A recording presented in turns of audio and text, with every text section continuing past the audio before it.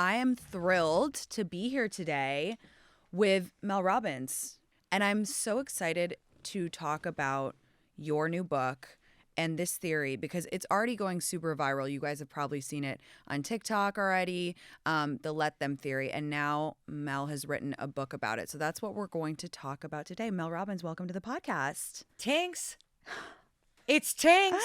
What the fuck? I'm here with Tinx. I am so excited that you invited me to be here. No, likewise. Because I've been wanting to thank you for something. Oh, gosh, what? You inspired me. Guys, what because did I inspire you on? The Let Them theory is called a theory because of the box theory and the reverse box theory. I love that. Yes. Well, I'm so thrilled that worked for you. I love calling things theories because this is it. What else is it if not a theory? And we're going to talk about the box theory and the Let Them theory and how they beautifully intersect. Beautifully. Well, I'm so glad. It's a theory. So thank you. You inspired me because when I first bumped into saying let them and then the let me part, I'm like, what am I going to call this? A rule? No. Am I going to call it? No, it's not a habit. Then I'm like, wait, Tinx, the box theory. No. And then I looked up theory because I did not know the definition. It's a well-established explanation for something that has been observed in the world. I love and that. You have a knack for observing things in the world and just having this laser ability to just explain it in a way that makes sense. And so I'm like, I am absolutely inspired by Tinx. So thank you. Thank you. Back at you. Look, the unexamined life is not worth living.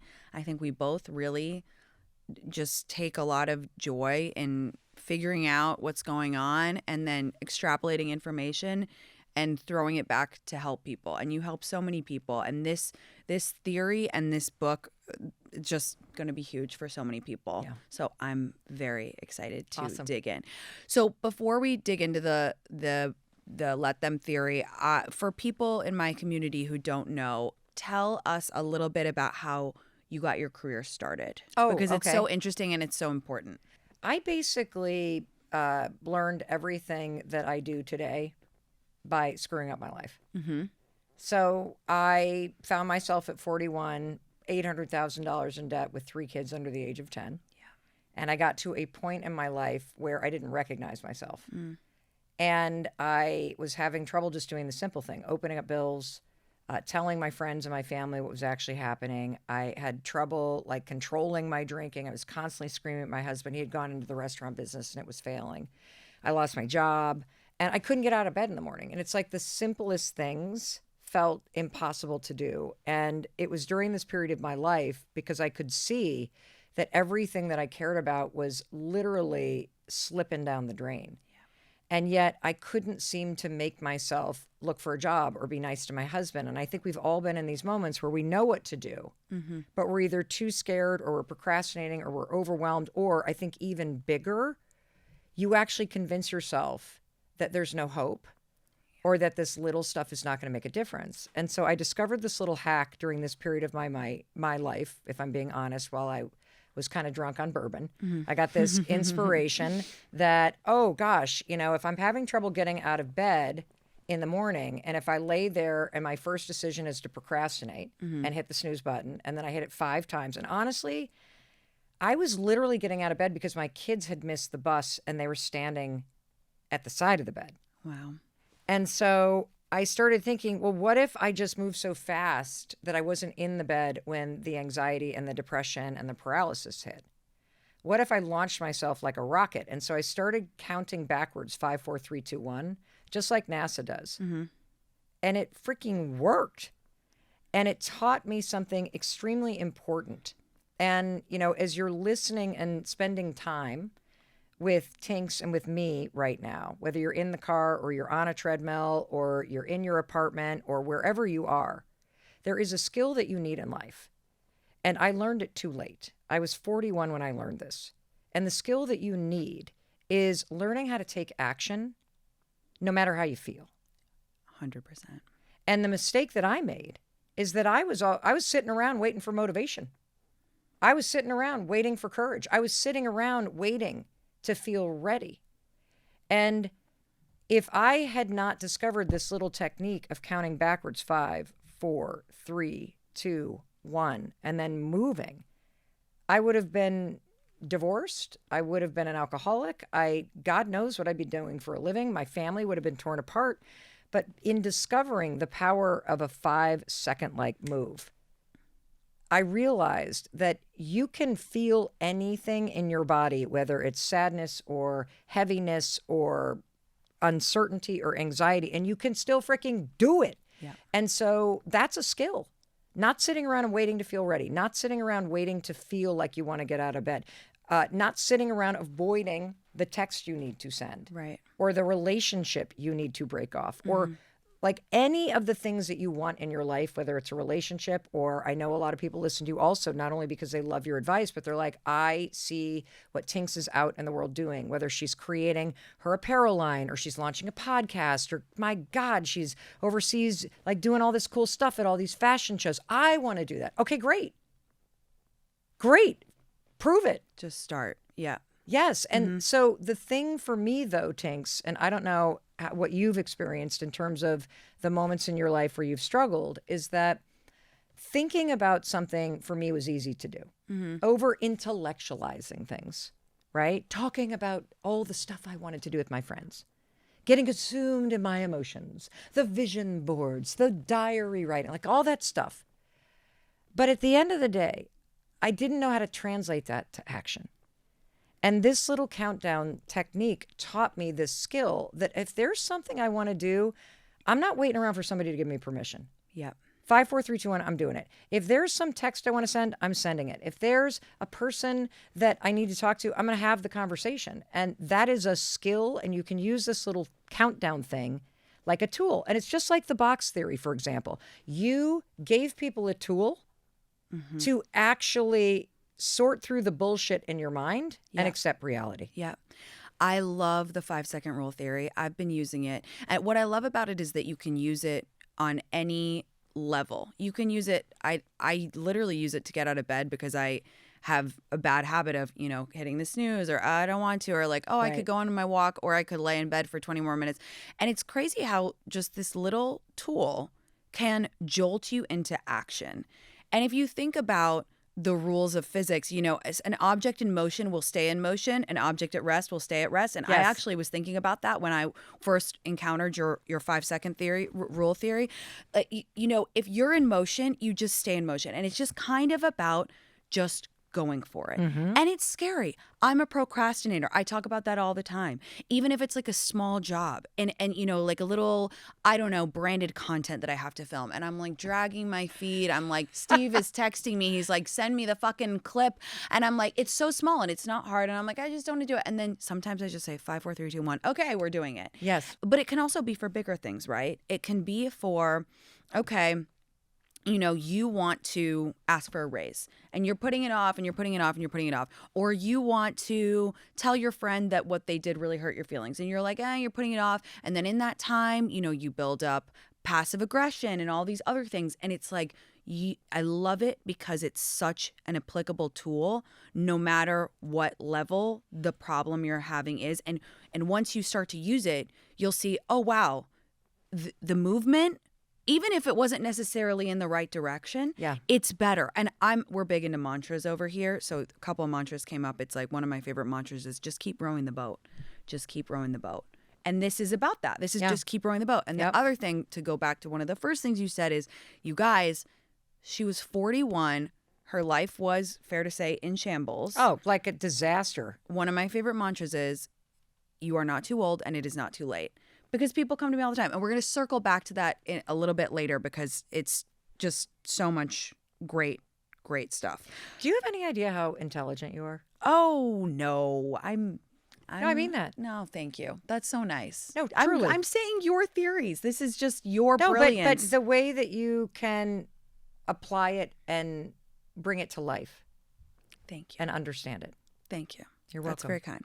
So in your book, you said something which I want to just go through. The more you say 5, 4, 3, 2, 1 and push yourself to change, the more you'll wish other people would change too. Now, I want to dig into that for a Yep. second because I think I can be a little judgy because I am a very like if I have a problem and I try to fix myself all the time, whatever, and sometimes I wish that the people around me when they're having problems, I'm like, hello, like you need to take action too. I think it can be hard to see your loved ones, or your friends, your family, whoever, like not take the action that you want them to, which kind of brings us to the let them theory. Yes. So talk a little bit about that. Sure. So there is nothing wrong with wanting more for another person.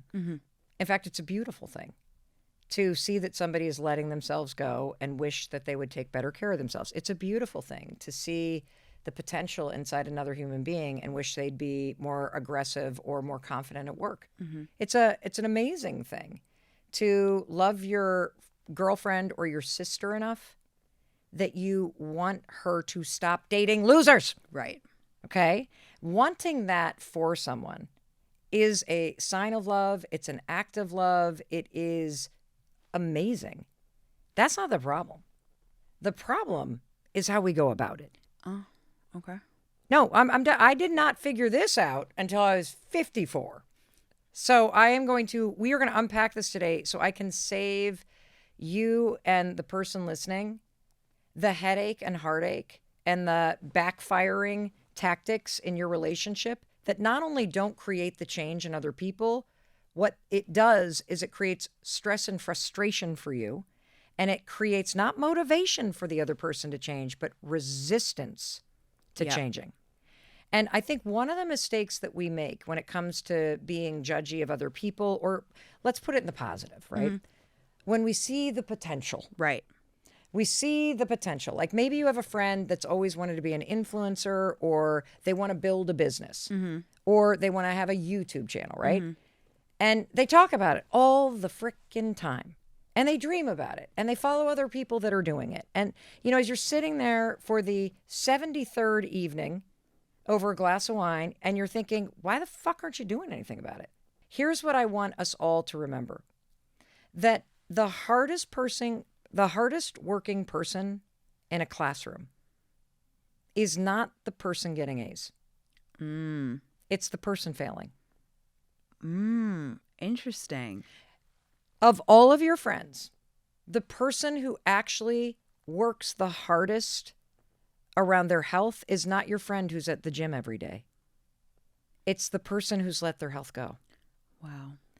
Because a person who is not reaching their potential knows it. 1,000%. And they are in deep conflict with themselves.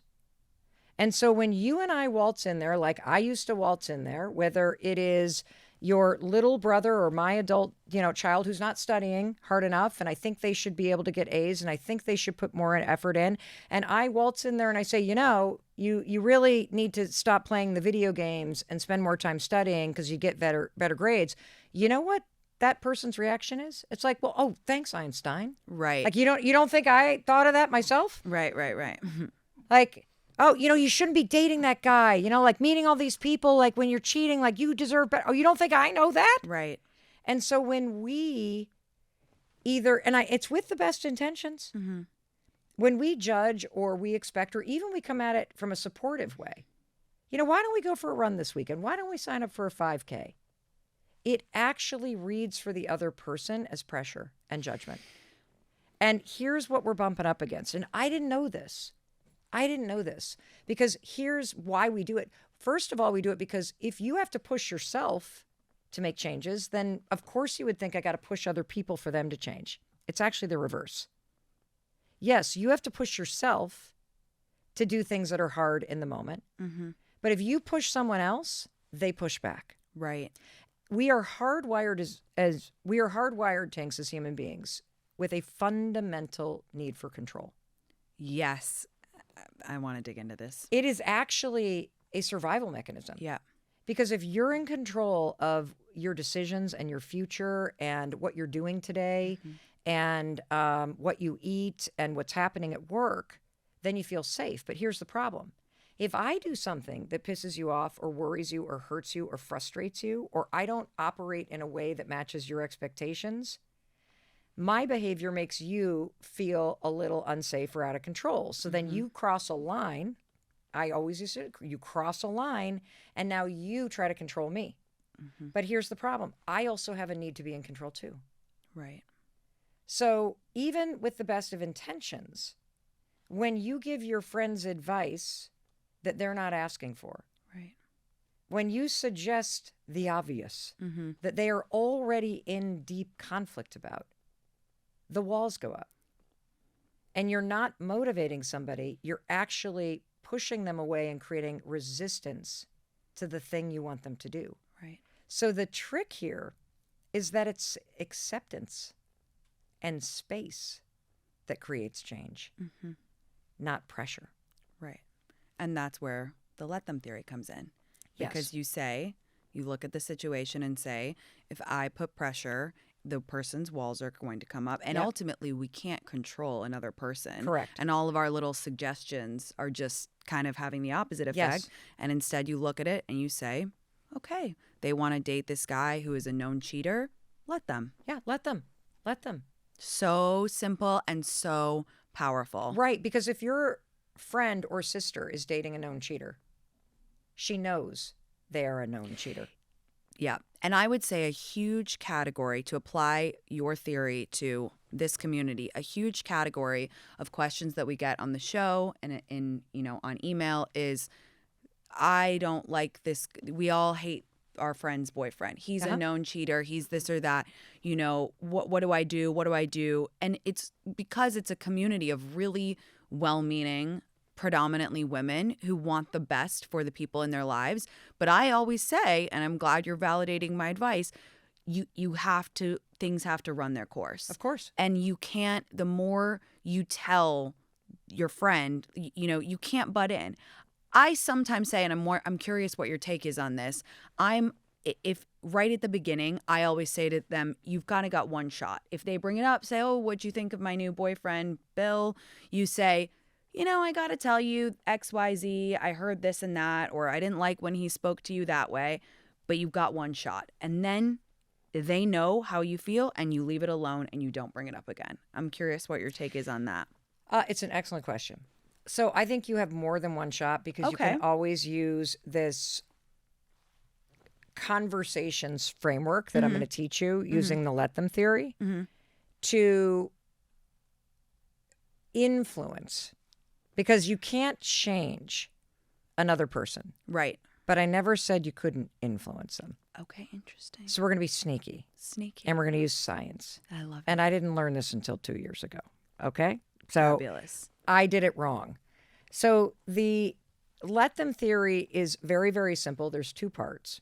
The first part is saying let them. And every time you say let them, you are doing something really important. First of all, you are recognizing and acknowledging what is in your control, right, and what is not in your control. Right. And from this point forward, you should live your life believing and operating, knowing that no other human being is in your control. You cannot control what they say. You cannot control what they do. You cannot control what they think or how they feel or what their mood is or who they date. You just can't control it. You can't control whether or not they're going to heal or get sober or under what timeline. So you have no other choice but to say, let them. And what's amazing about saying let them is that you are now operating with the laws of human behavior. You are letting someone else live their life. And you are doing something very important.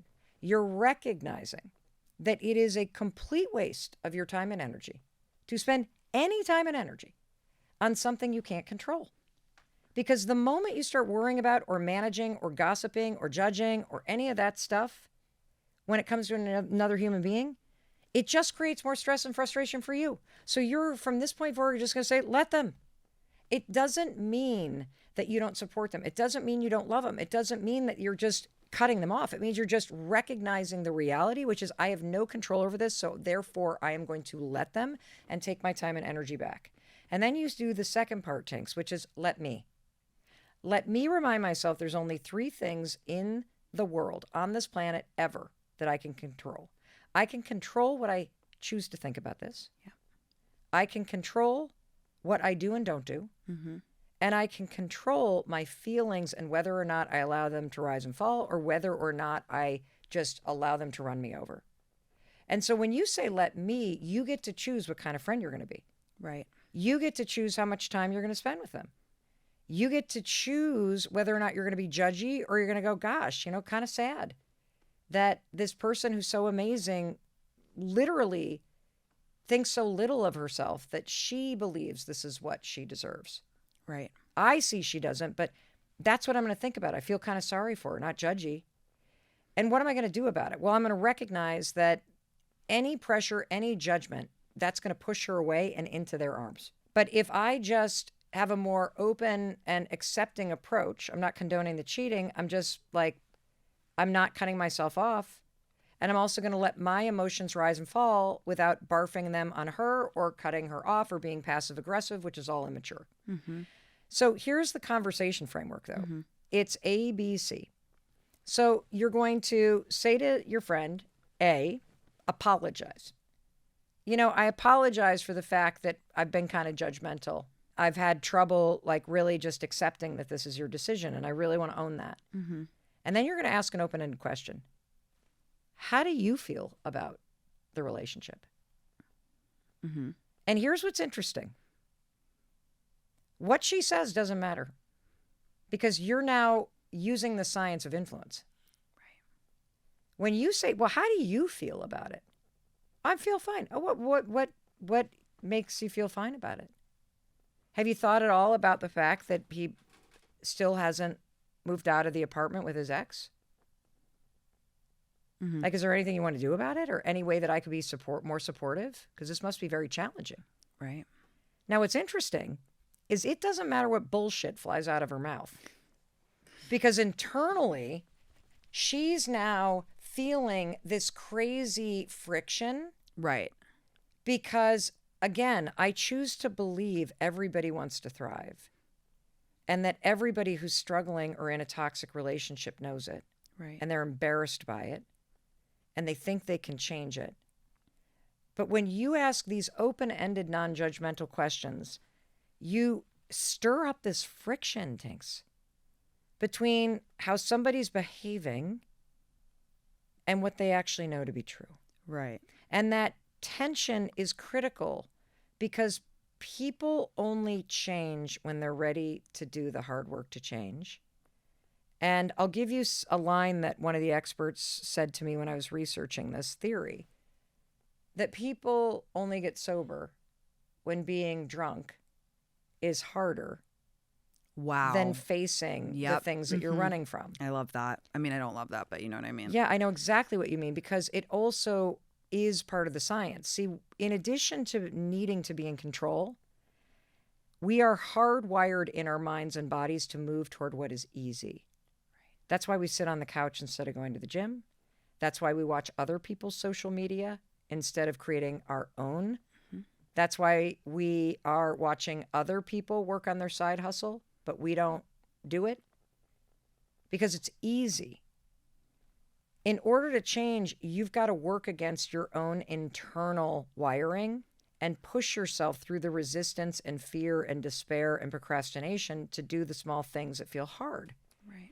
And so if you're in a relationship with somebody who's gaslighting you, or you're in a relationship with somebody who you met while you were cheating, and they keep leading you on and leading you on and leading you on, you're in this situation where you're really not able to accept the reality, but you know this is not right for you. Right. But now you've got a situation where your friends are judging you, and this asshole is promising you the moon and the stars while you're having sex, but then they're not moving out of their girlfriend's apartment.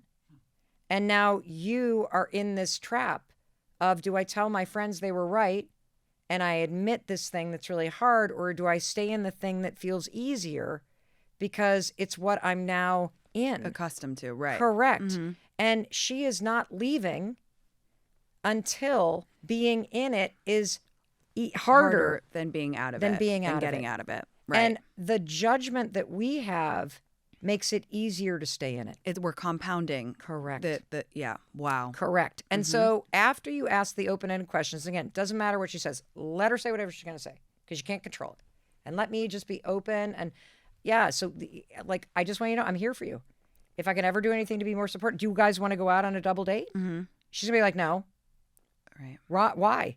Because she knows. Yeah. And the friction is causing her to face those questions in a much more real way than if you were just attacking her. Yes. I see. And so then A, B, C, B is back off. Mm-hmm. You have to back off, and you got to back off for 3 to 6 months because she has to have enough space from the conversation to actually feel like it's her idea. And this is basic brain science. This comes from Professor Tali Sharot at King's College London. And she studies the science of influence and that we all influence each other, right? So like if I see you doing something that looks easy and fun, it's going to make me more likely to buy it or want to do it.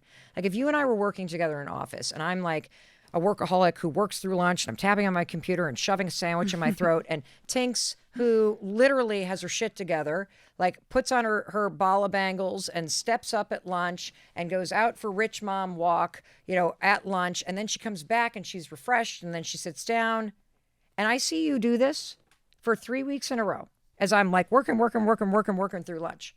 At some point, Tinx, I'm going to look up and I'm going to look out the window. I'm going to go, I think I should go for a walk today. Mm-hmm. But here's the interesting point.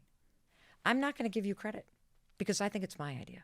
Wow. But it was your behavior that influenced me. Mm-hmm. And so that girlfriend of yours that's dating the loser that sneaks out in the morning like a fucking stray cat, she knows. She knows. That's the thing. They always know.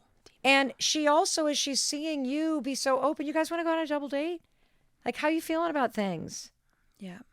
She knows as you're making it look fun and easy to be with somebody that's respectful and you're open but not judging. And so that's why you got to back off. Because eventually she's going to wake up and be like, I'm just tired of this. It's harder to stay in this. And then any small move that you see, you just celebrate it. Not in I told you he was a fucking loser. Right. Like, or finally, Crucial. or like, thank God, girl, you deserve it. It's literally like, that must have been really hard. I'm really proud of you. Mm-hmm. I'm really proud of you. Yeah. And that then affirms in someone, even if it's a small thing. Like, I think I'm finally like done with this, however long it takes for you to really get to that. I just want you to know I'm proud of you for starting to see that for yourself. Yeah. Do you see what I mean? Mm-hmm. And so you're actually creating an environment for someone else to do the work. Mm-hmm. And that's kind of the fundamental principle of the let them theory, which is when you let other people be who they are and who they're not, and you let them heal on their own timelines, something interesting happens. You create the space for change and your relationships get better.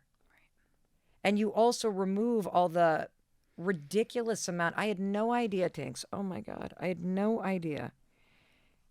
The reason why you're so tired or overwhelmed or you're just not as happy or as successful as you'd like to be, it's really not even you. The problem is the power you give to everybody else, to their life, to their drama, to their behavior. It's astonishing how much time and energy we waste allowing other people's behavior to impact our moods, to stop us from doing what we want to do. Yeah. And it's everywhere. I mean, one of the things I want to acknowledge you for is that as I was, really thinking about our conversation today, I was like, well, if you look at the box theory, that's let them. It's literally let them. And I'm so glad you brought that up because it is let them and it's also let me. Yes. Well, that's the reverse box theory too, right? Exactly. It's like, as you guys well know, box theory is a theory that when a guy meets a girl in a romantic setting, he puts her into one of 3 boxes. He wants to date her, he wants to hook up with her, or he wants nothing to do with her. Okay, third box is easy. We know what that is. People get really confused between hookup box and date box, and you can't move from box to box, in my opinion. And if you're in the date box, you could act like a lunatic and he's still going to want to date you. If you're in the hookup box, you could act like a chaste nun and not sleep with him for months and he's still not going to want to put a ring on it. And people always say to me, oh, Tinx, that puts all the power in the guy's hands. And I'm like, you're missing the entire point. Yes. It's that you can't, nor should you want to manipulate someone into wanting to date you. And you should do things on your own timeline. If you feel like sleeping with them on the first day, you go for it. Great. Because that's let me. That's knowing that what you do is not going to control them. Correct. So it's actually a pretty beautiful marriage of our theories. It is. Yeah, it's pretty well good. done. Well done. I would love you to apply the let them theory to this. So say, for example, you're in the early stages of dating someone and you notice red flags. You kind of feel like this person maybe isn't going to give you what you deserve, but you're not quite there yet.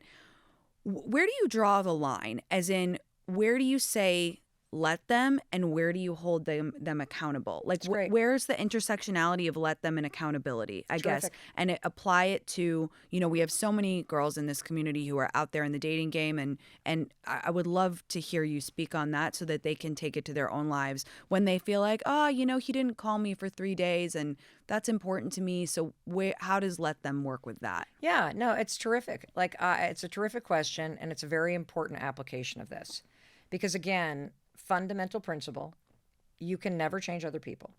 Second fundamental principle, people reveal who they are and where you stand through their behavior, not through the words they say.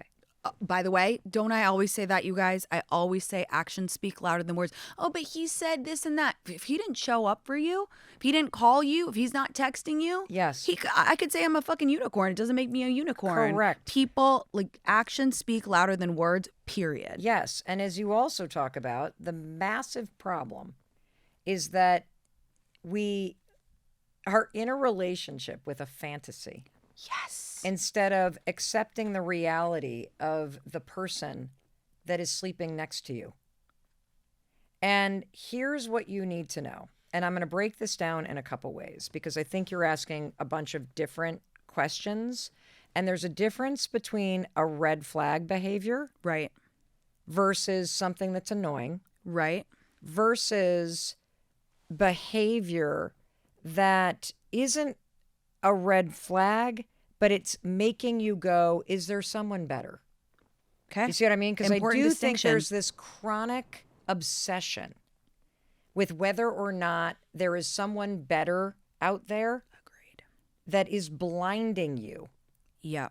To seeing the important things in someone. And I hate to cut you off, but Please do. There's one of my favorite videos I've ever seen of yours. You posted it recently about the 3 relationship mistakes you need to stop making: dating on potential, values aren't aligned, and 80-20, which I think is what you're going to talk about. Yes, exactly. As well. It's an amazing video, you guys. Well, thank you. So let's just break this down. Yeah. So first of all, if you just accept as truth that other people's behavior tells you exactly who they are, what they care about, and whether or not you're a priority. Period. And that's why you need to let them reveal who they are, because then you go to the let me part. And this is where you take responsibility for your life. You take responsibility for what kind of love you deserve. You take responsibility for your career. You take responsibility for everything. And let's look at responsibility. Responsibility, Tinx, is the ability to respond. And when you allow someone to reveal to you red flag behavior, you now have the ability to respond. And red flag behavior is deeply personal. And so red flag behavior to me is kind of in the gaslighting, drinking way too much, zero ambition, rude to people when you're at a restaurant, will not put a label on it, which, by the way, if you're with somebody who will not put a label on it, they don't like you. Your friend Mel Robbins is going to put a label on it. They don't like you. Simple as that. They want a blowjob. 100%. They are not interested in anything more. Yep. If somebody only texts you but never takes it offline, they're bored. Period. I feel so validated. Yes. I feel validated. Let them reveal. Let them reveal. Let them reveal that you're not a priority. Yeah. Because you actually are able to respond to this. You're a grown-ass adult. Mm-hmm. You get to choose who you give your time and energy to. And energy, by the way, and time is not just the time you spend with them. It's the time you're wasting bitching to your girlfriends and psychoanalyzing their behavior and looking talking at your to their phone therapist and looking at their phone. Crazy, crazed. We've all had those weeks, you guys, where you are possessed. I've had them. I've had 2-week periods where I can barely hear what other people are saying because I'm waiting for someone to text me, and when they do text me, I'm in a panic. I'm writing I'm hiring a screenwriter to help me write the Yes. response on the script. It's going to the group chat, and then the cycle starts again. Not a good use of your time or energy. Well, not only that, but have you noticed the only relationships that actually really destroy you are the ones that feel like that? Of course. The only relationships that don't really work are the ones where you get all psycho. 100%. The right relationships actually make you feel safe and like you're more of yourself. Yep. And so, red flag behavior, here's the bottom line. You have to let people treat you poorly. Let them be rude to other people. Let them say things that are gaslighty. Let them not put a label on it. Let them like hook up with you and lots of other people and not text you back because they're revealing that you're not a priority. And that's important because you got to get out of the fantasy of what could be and you got to get into the reality of what this is. And it's fucking nothing. It's an orgasm and a ton of anxiety. Mm-hmm. That's what this is. And if you continue to put time and energy into this, the other person's not the problem. You are. And that's why this matters. And so that's red flag behavior. And, you know, we're obsessed with bitching about the other person's behavior when you have the control all along. 100%. You can leave any text chain, any dining room table, any date, any interview. You can leave any bedroom. You can leave any relationship anytime you want. But you won't. I always say, you know, sometimes people ask me, how do I get out of a pen pal situation, which is what I call it when the guy will never meet up with you, but he loves texting you like he's your girlfriend every day. I say, stop responding. It's really simple. Guys, let's see if Mel Robbins agrees with one of the things I really dig my heels in the sand.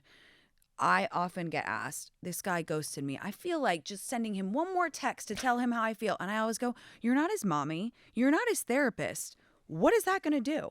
He's already shown you that he doesn't care enough to literally respond. Why would you try and digitally slap him on the bottom? What is that going to do? Well, and here's the other thing. I agree with you. Why do you want to be with somebody who's left? 100%.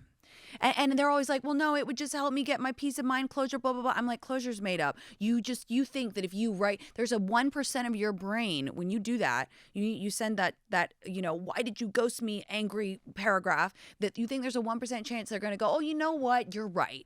I was bad. And, you know, and that's just never happened. And it's not going to. You don't need closure. You need to move the fuck on. Exactly. That's what you need to do. Exactly.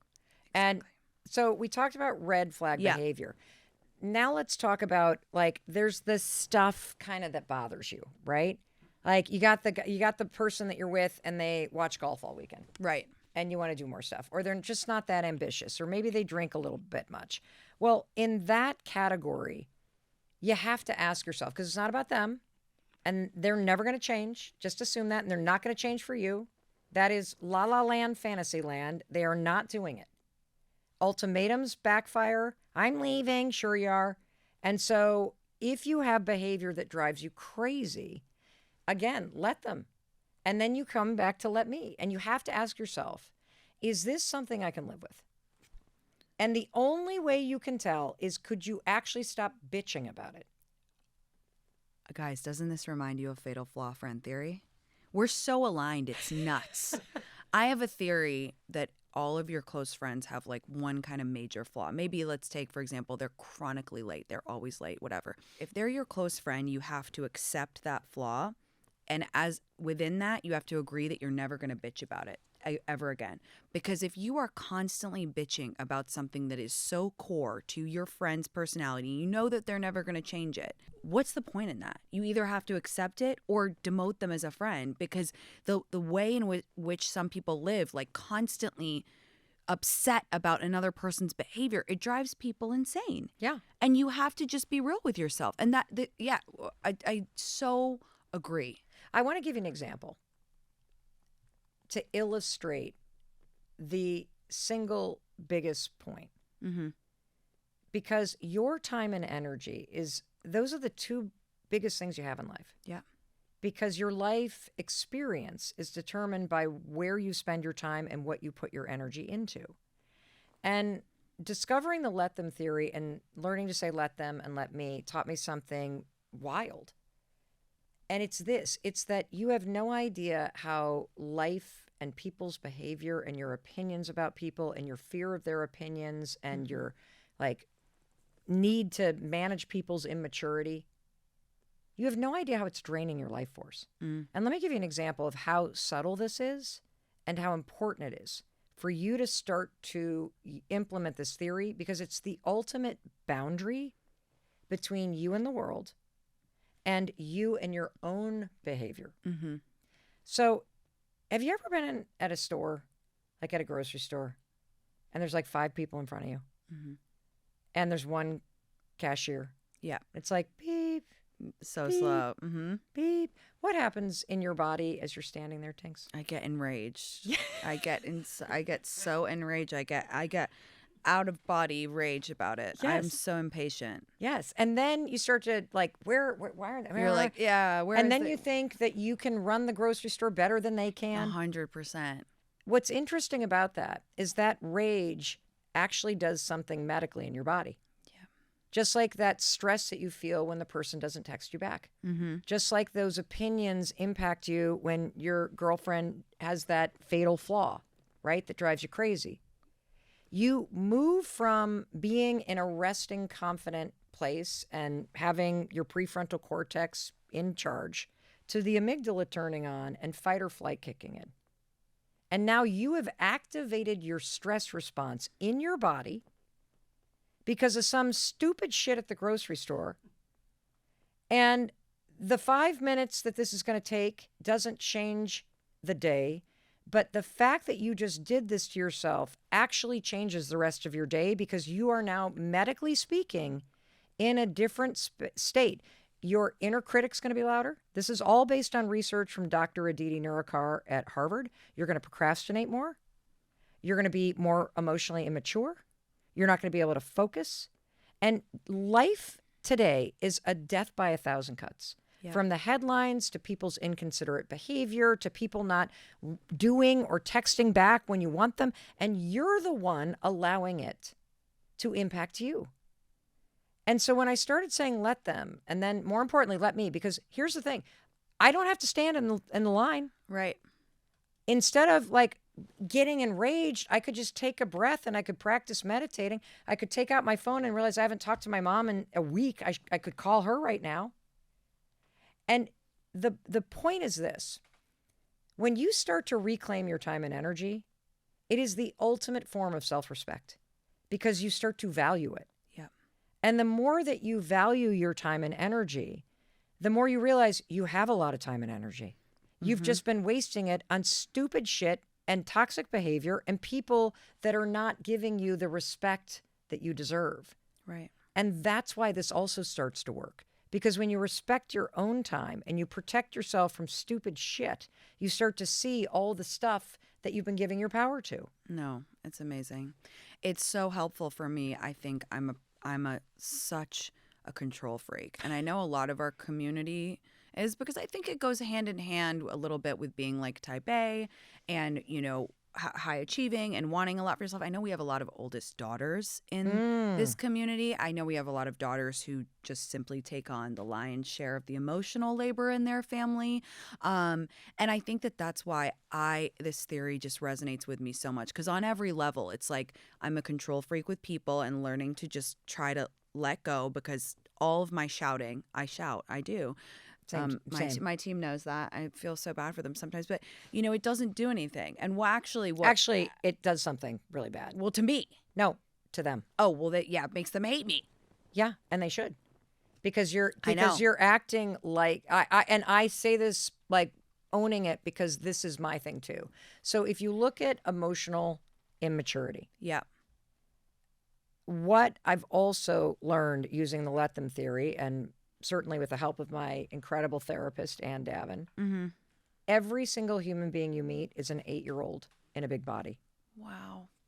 Now, if you line up 8-year-old behavior with adult behavior, they're the exact same. If a child is overwhelmed with their emotions, they might go in the corner and pout because they don't know what to do with their emotions, so they draw somebody to them.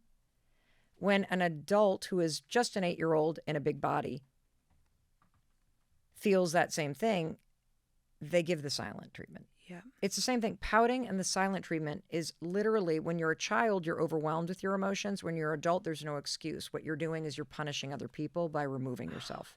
But what is the intention? It's the same. It's to draw another human being to you so that you can feel in control again. Yeah. You and I do something different. When we get flooded with our emotions, you and I are like a toddler in the aisle at Target. Mm-hmm. When mom says you can't have the toy, you and I flop down because we feel disappointed and sad and enraged and upset and surprised. All, by the way, normal and appropriate emotions. Yep. A child doesn't know how to actually process those emotions. And, you know, I don't know what your mom was like, but I fucked this up. I fucked this up so badly, which is why all three of my kids need therapy. And no, seriously, I would literally be like the impatient adult being like, get up, calm down, stop it. You have plenty of toys. Right. And so now I am just throwing tons of rage at the child who already has so much emotion they can't process. So no wonder I also had a mom like that. So no wonder I came and grew into an adult that still erupts in anger. Mm-hmm. It's the same thing. Rage texts, snapping, Yep. frustration, the tone of voice. It's an adult tantrum. Totally. And one of the things that the let them theory has done to really help me is to help me learn how to finally deal with my own emotions like a mature adult. Yeah. So I still feel the rage. I do. Like if something goes out and it's a mistake at work, I'm like, you know, that's the first thing in me. So I let the emotion rise up. But then I say the let me part because I get to choose what I'm going to think about this. I get to choose whether I respond and don't respond. Right. And I get to choose whether or not those emotions run me over and then I barf it on my family or I send a text that I later regret. Or do you ever send those emails that are like single space? Oh my God. I mean, and 1 and 2 and 3 best. And then, right? No, I'm bad with Well, that. this is something to get control of, and let me tell you why. Because, you know, this is what my kids say to me now. Mom, I'm really sorry for what work has done to stress you out. Wow. But you have to apologize for how your work stress has impacted me. Well done, your kids. That's amazing. And it's because I wanted to get control of this. Sure. See, in life, we're all influencers because our behavior influences other people. And if you show up in a way where your behavior impacts other people, it makes you a leader. Yeah. Leaders bring the weather. Like whether you're stormy or your clear skies is up to you. Yeah. And what I've learned the hard way is that when I rage at people, whether it's in my family or friends or it's at work, it doesn't empower people. It actually shuts them down. It's so true. And you create this situation, it's called learned helplessness, where everybody's afraid to make a mistake because now they're managing your mood. No, that's something that I've honestly been working on this whole year with myself and recently just in the past couple of weeks I've really been applying let them to my life, especially with work. I get frustrated so quickly and I have some partners that I feel just like purposefully misunderstand me and it makes me rage. And then it was like over, you know, I don't know when it was, like couple weeks ago. I got this text and I was like, you know what? Just let them. Literally just let them. And then I said to myself, and let me. And I thought, I'm not going to work with them again next year because it's not worth this. Because per exactly what you said, I thought to myself, it's harder to work with them than it is to lose this deal and just be without it. Yeah. And I literally made that decision based on applying the theory. I reached my point. Yeah. And I had many discussions throughout the year with my team. Should we leave this deal? Should we not? Blah, blah, blah. Yeah. And ultimately, I decided, you know what? He can send that rude text to me. And you know what? see you later Yeah. next year. Yeah. And it was Yeah. freeing, and it was amazing application of the theory. Well, and what I'm proud of you for is that it's hard. It's hard. It's hard when you're building a business. It is hard when you put yourself out there, whether we're talking about dating and love, or we're talking about the way that you put yourself out into the world, whether it's through your artistry or it's through the business that you're building. And business partnerships are just like romantic relationships. It is about energy and values and your character and your goals. And the important thing to understand is that if it feels off for you, Yeah. the power is never in changing the business partner. The power is never in changing the person that you're dating. The power is never actually in changing your mother, because this is another application of this that will change your life, which is any relationship that has any kind of friction, or you just feel this sort of clunkiness or distance or disconnect, the other person's never going to change this. So true. But you can. Because when you shift your energy and you realize that the person that you're dealing with, they are who they are. Most people haven't done therapy. Most people haven't looked at themselves. Most people don't want to. Let them. Let them. The power is actually in let me. Within you. Yeah. I get to choose, knowing with eyes wide open that this is a narcissistic personality style. I get to choose how much time and energy I put into this. I get to choose whether or not I'm going to accept certain behavior or not. I get to choose what conversation I participate in. I get to choose whether or not we go into another contract cycle. I get to choose. And when you realize it's never been about them, Right. you are free. And this is so important in dating and in business because, you know, we spend so much time, Tinx, really twisting ourselves in knots, trying to get someone else to choose us. Yeah. When the power is really in giving yourself permission to say what you want to say and be who you want to be and feel how you want to feel and text when you want to text. That's the power. That's the power, because when you reveal who you are, the wrong people leave, and it creates space for the right person to show up. And so, you know, to kind of close the loop also on the dating and relationship thing, because there's so many of you that are chasing the fairy tale and perfection that you're with somebody who's awesome. Right. But you're like, is there somebody? Well, how you know is this. A deal breaker is something where you can't stop bitching about it. If you can't stop bitching about it, you have no business being in this relationship. Deal breakers are the things that either make you compromise on your values. Yeah. Like you're with somebody in a restaurant who's rude to people and that's a value of yours. That's a deal breaker. That's a deal breaker. Okay, that's a really right? good framing it. Or you want kids? They're not sure. That's a deal breaker. Is something that makes you compromise your values. I love that. Or give up on a dream. Or give up on a dream. So if you've always had a dream of launching a travel business, yeah, or a business that's going to, you know, like have you work a lot, and your partner wants a stay-at-home wife, first of all, let them have their dreams, but don't you ever give up on your dreams right, for another person. And don't try to change them. And don't try to change them. So if you have to compromise on the dreams and vision you have for your life, kids, travel, your ambition, where you want to live, you want to live close to your family? Don't give up that dream. Do not give up that dream. That's Because there is a crucial. human being out there that actually either it doesn't make them compromise their dream and they don't really care and they'd love to support you in that. There's somebody out there who actually aligns with you. But you got to give yourself permission, and your responsibility is to your dreams and to your values. And so that brings us to the kind of like the 70-30, 80-20 rule. We are so trained, especially I think with rom-com movies and Instagrams, and I think the apps has fucked everybody's psychology up. Yeah. Because if you look at your filters, be honest with yourself, you're the problem.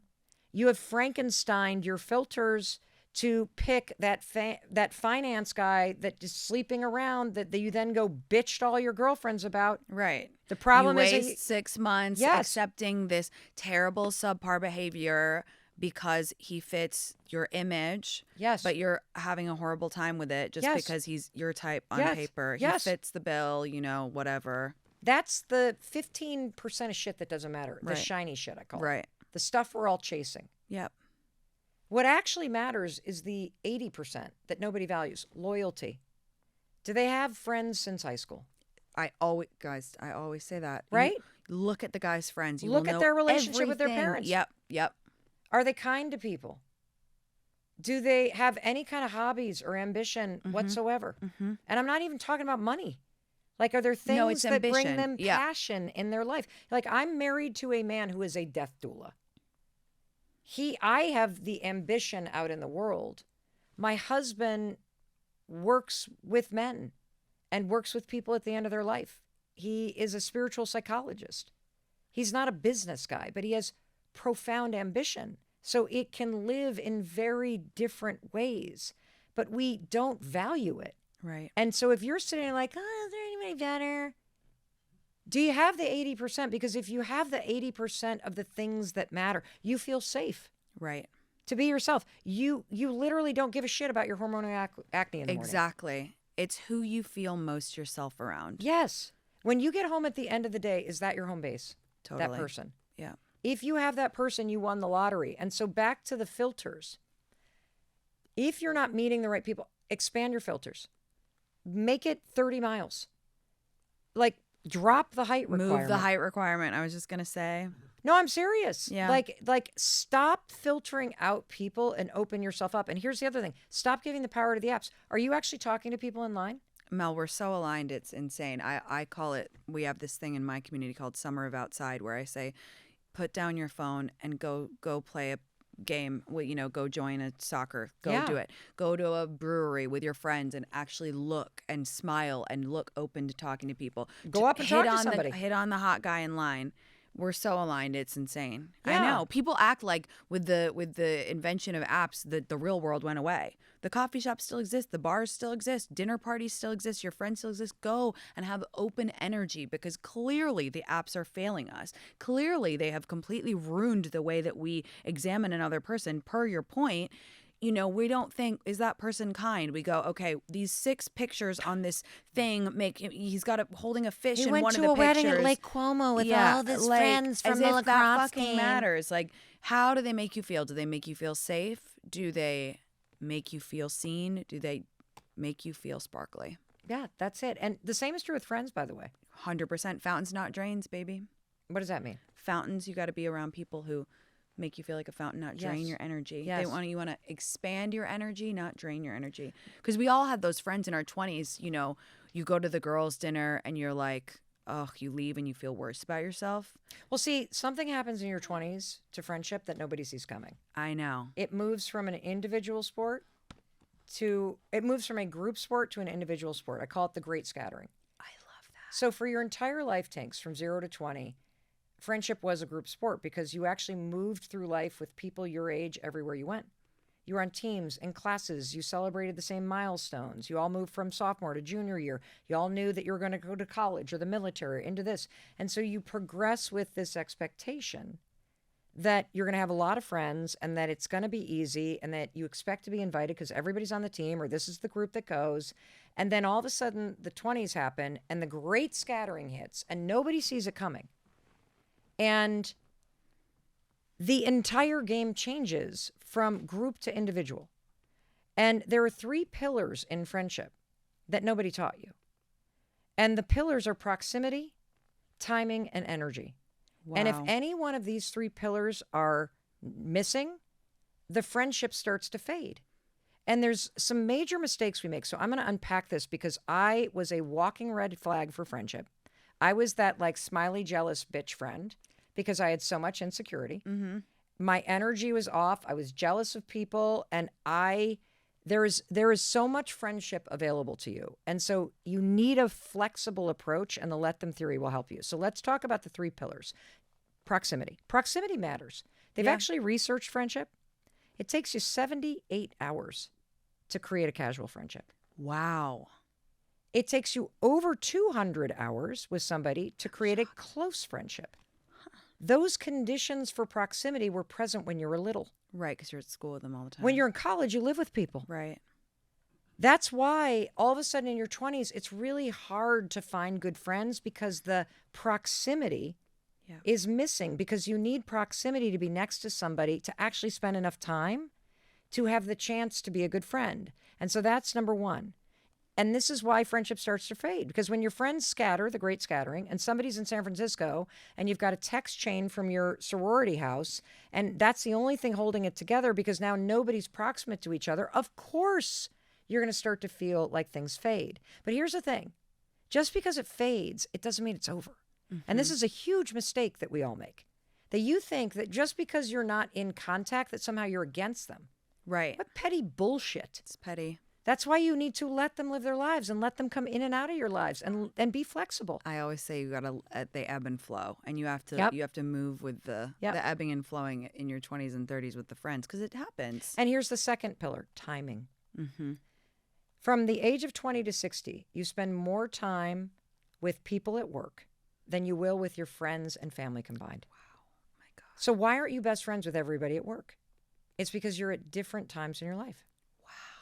So you can be like super close. Mm-hmm.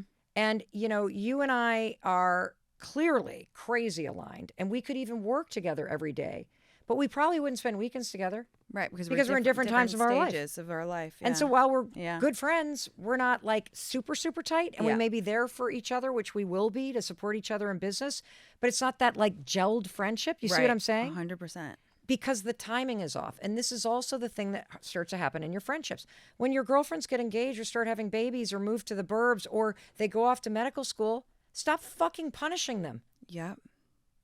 Let them. And understand they're still your friend. Mm-hmm.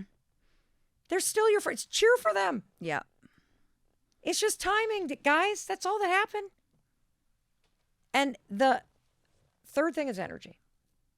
And there's just something about energy. It's on or it's off. So true. And energy shifts based on what people are dealing with. Like you might have a friend who has suddenly got really toxic or negative energy, but you don't realize her mother got a cancer diagnosis. Right. Or that she's in a relationship with somebody who's cheating on her.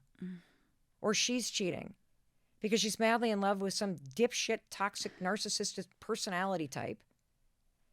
And she's removing herself because she's dealing with something. Yeah. And when the energy is off, it's typically because somebody's dealing with something or they're just a little insecure. Sure. You don't have to be against these people. Just let them. Just let them. Yeah. Because when you say, let me put my time and energy into things that matter, you know when the energy's off, you can just spend a little less time and energy on it. You don't have to gossip or like vilify Cut them out or whatever. Have some No. dramatic thing. Wow. You don't even have to break up. Yeah. You just say, let them. You just and let me. them. Yeah. Yeah. And if there's something bothering you, address it. Like that's the other thing that drives me crazy is that you'll bitch to your friends all day long about somebody and actually never just You won't say, just hey. pick up the phone and go, hey, are we good? Yeah. Or this actually hurt my feelings and I wanted to let you know.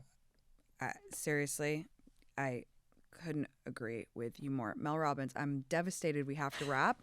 No. I could talk to you for hours. Well, we're going to stay connected. I really want to support you. I feel that however I this can. theory is going to help so many people as it has already started to positively impact my life on so many levels. Thank you. It was a joy speaking to you. Tell everybody where they can find you. Anywhere. You Anywhere. can find me right here, Mel right on this Robbins episode. Just all you need to all do, if you got something socials. out of this, send this episode of Tinx's to somebody that you care about. That's so like kind. this is where you can find me right now. And read this book. It's really going to change your life. We love tools in this community, and this is such a powerful, powerful tool. So thank you. Thank you to Mel. Thank you. Bye.